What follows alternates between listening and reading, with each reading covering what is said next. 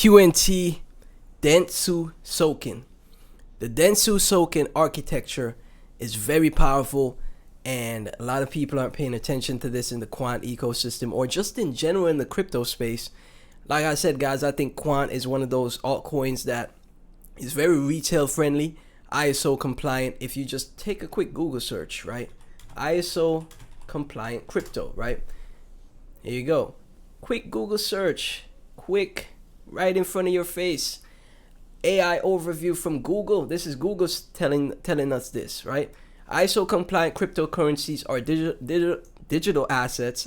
I'm a bit under the weather here, so I'm salivating more than usual. Cryptocurrencies are digital assets designed to adhere to the ISO 20022 global messaging standard, facilitating seamless, secure, and standardized communication with traditional banking systems and financial institutions. Hear that? A global messaging standard facilitating seamless, secure, and standardized communication with TradFi, traditional banking systems, and financial institutions. Key meaning main, important, top, the best. Key ISO compliant crypto projects include XRP, XLM, Quant, HBAR, Algorand, XDC Network, and Cardano and IOTA, right? This is from Google showing us this. Look at the key aspects of ISO compliant projects. Interoperability. What is Quant's main utility that it's unlocking for the traditional banking and financial institutions? Interoperability, right? These assets enable better integration between blockchain technology and existing financial systems such as SWIFT. What is Quant's main utility it's focusing on? Interoperability. What is a key aspect of ISO compliant crypto? Interoperability. There's no coincidences here. I'm telling you guys, a lot of people are sleeping on this project.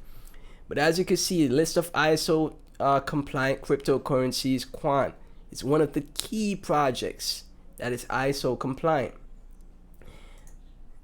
Now let's take a look at Dentsu Soken, right? So this is from Tokenizer. Dentsu Soken Quant Architecture Overview. This is the collaboration between Quant and Dentsu Soken isn't some typical crypto integration. It's an all-in-one DLT infrastructure fit for the institutional adoption of tokenized money and assets. This overview comes from Dentsu Soken's side of the partnership.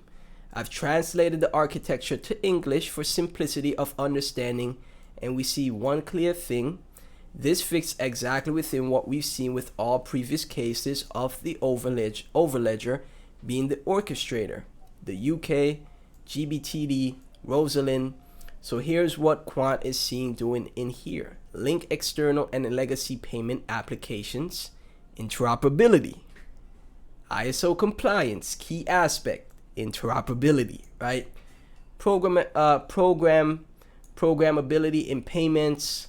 Integration of other DLT networks, link external and legacy enterprise technologies. So these are all the key areas that Quant has either shown in the UK RLN or the recent release of Flow, FusionNet, we've seen recently over the past year. So I've went through in my previous video the Fusion updates on Quant and how powerful that is. Haven't dived into Quant Flow, so maybe I make a video on Quant Flow and Quant Net as well. But again, there's so much power here, so much value utility that's being built for Quant. And again, ISO compliant, very retail friendly project.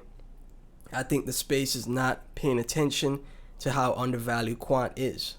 If you're bullish on XRP, XLM, XDC, you should be bullish on Quant as well. That's my opinion.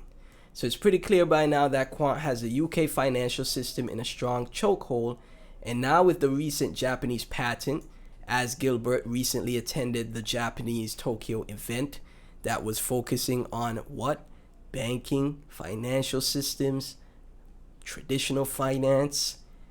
The approval patent for Dentsu Soken is showing that Japan is next. And what did Gilbert just attend?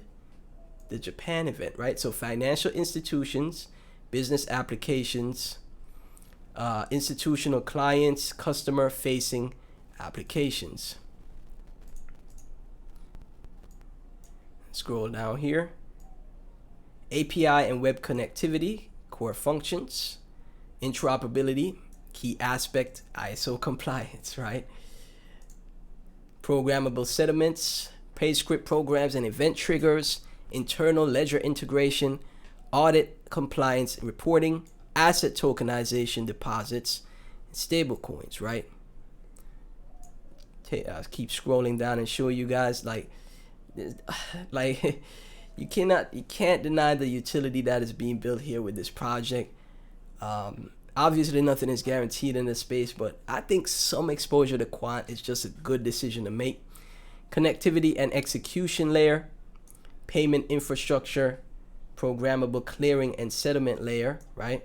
Institutional back end, institutional database, institutional data, and institutional DLTs, connecting to enterprise grade DLTs, private DLTs, public DLTs, and custodians, right? This is through the Overledger fusion for, connecting to these different DLTs for the project, right?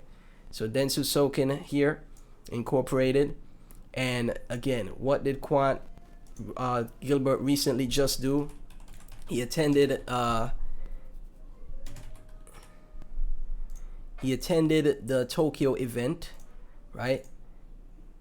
GFTN in Tokyo, to again integrate Dentsu Soken into Japan's ecosystem, finance, the financial banking system for Tokyo as well, Japan as well. Again, massive move here, just massive moves, guys, I'm telling you. So Quant right now sitting under $65, just under $778 million in market cap for Quant, just a bit under $10 million in volume, which is pretty great. $10 million in volume is great if you think about it, right?